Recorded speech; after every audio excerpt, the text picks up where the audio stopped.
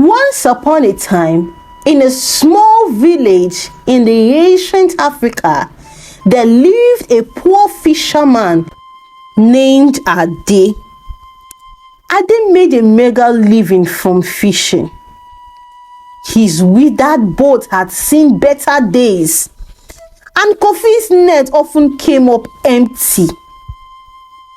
This life had been frustrating for Ade, and many times he thought of committing suicide because he was tired of living from hand to mouth. Ade would toil day and night, but his net always came out empty. And on good days, he was only able to catch a fish or two. But one fateful evening, as the sun dipped into the ocean, Ade cast his net into the waves, praying for a miracle. As he pulled in his catch, he noticed a shimmering tail flapping in the net. Ade's heart raced as he realized he had caught a mermaid.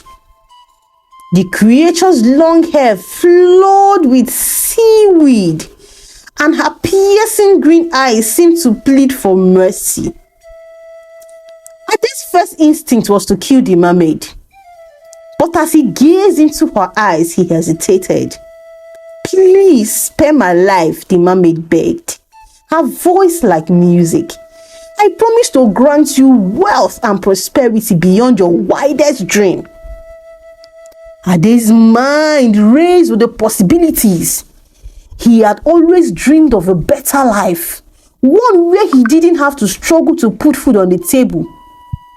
He agreed to spare her life, but on one condition: she would become his wife. The mermaid agreed, but warned Ade that he must never call her a mermaid or fish, or their bargain would be broken. Ade and the mermaid, whom he named Abike, returned to the village together, where they were married in a grand ceremony. Abike used her magical powers to transform Ade's humble hut into a grand mansion filled with gold and jewels. Ade's nets were always full, and his boat was replaced with a magnificent vessel. As the years passed, Ade and Abike lived a life of luxury, their love growing stronger with each passing day. They would spend hours walking on the beach, hand in hand, watching the sunset over the ocean. Ade would tell Abike stories of his fishing adventures, and she would laugh and playfully splash him with water. But as Ade's wealth and status increased, so did his vanity. He began to find other women attractive, and his eyes wandered from Abike's loving gaze. He would attend lavish parties and festivals, flirting with the village women and boasting about his wealth. Soon, Ade began to get tired of Abike, or so he thought. He called her one evening and asked, "What would happen if I call you a fish or mermaid in front of people?" Abike replied, "Why would you want to do that? But anyway, if you call me a fish or mermaid, I will disappear and you will never see me again." Ade smiled to himself. This was what he wanted. He needed to get rid of Abike so that he can have all the wealth to himself, and then he can marry as many women as he wanted. He told himself that he needed to figure out a plan to get rid of Abike. Ade decided to throw a party one day to showcase his wealth and impress the villagers. He invited everyone in the village and even hired a live band to play music. As the nights wore on and the wine flowed, Ade's inhibitions disappeared. He danced and laughed with the villagers, feeling like the king of the village. In a moment of recklessness, or rather, as he had earlier planned, he pointed to Abike and shouted, "Behold, my mermaid wife." The room fell silent, and Abike's eyes flashed with anger. She whispered to Ade, "You've broken our bargain. I must leave you now."